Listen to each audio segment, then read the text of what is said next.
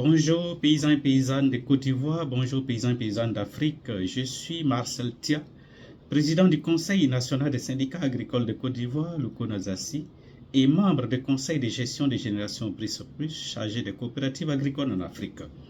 Nous sommes aujourd'hui lundi 16 juin 2025, fidèles à notre rendez-vous de tous les lundis. Ce lundi, nous voulons remercier Dieu pour l'occasion encore qu'il nous donne de pouvoir nous adresser à vous. Nous voulons dénoncer aujourd'hui la méthode et la manière du comité technique chargé de la mise en place de l'interprofession café-cacao en Côte d'Ivoire.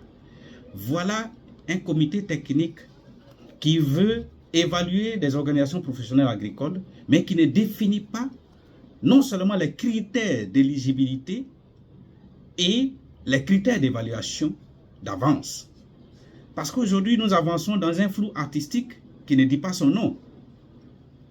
Alors que l'ordonnance présidentielle de 2011, je vous cite l'ordonnance numéro 2011-473 du 21 décembre 2011 relative aux organisations interprofessionnelles agricoles, notamment à son article 6, est claire. L'ordonnance dit que pour qu'une organisation soit éligible, il faut que cette organisation regroupe au moins 15% des producteurs et au moins 15% de la production. Donc, on évalue une organisation en fonction du nombre de producteurs en son sein et en fonction du nombre de la quantité de produits que produisent ses membres. Mais nous ne comprenons pas pourquoi les agents du comité technique sortent aujourd'hui de ce cadre-là pour aller évaluer les organisations selon d'autres critères qui ne font pas figure dans l'ordonnance. Et même si c'était le cas, ils auraient dû quand même définir ces critères-là par avance et les organisations professionnelles vont se conformer à cela. Mais l'ordonnance, les organisations se conforment à l'ordonnance et à l'arrêté ministériel. Et puis aujourd'hui, ils s'en vont évaluer les organisations à partir d'autres critères qui ne sont pas définis d'avance. Parce que pour jouer un match, il faut que vous connaissiez les règles du jeu. C'est en fonction des règles du jeu que chacun s'entraîne.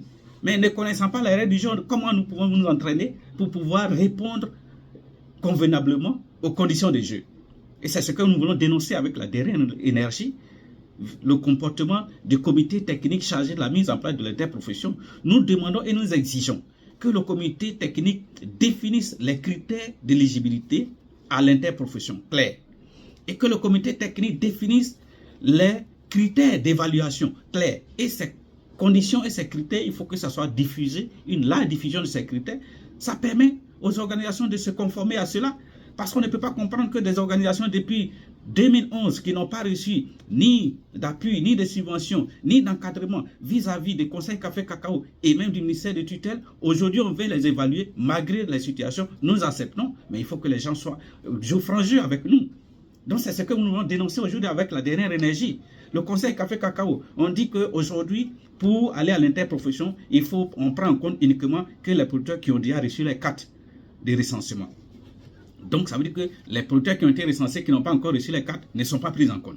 Les producteurs qui n'ont pas encore été recensés ne sont pas pris en compte. Alors que les plus de 2 millions de tonnes de cacao sont produits par l'ensemble de ces producteurs. Donc, il y a quelque chose, il y a une injustice. Et c'est tout cela que nous voyons, puis nous disons, bon, il faut qu'on aille au consensus. Mais le consensus, il faut que ça se fasse selon des règles claires, bien établies, dans la transparence. Parce que le comité technique ne joue pas encore franc jeu. En se comportant comme ça, le comité technique ne joue pas franc jeu.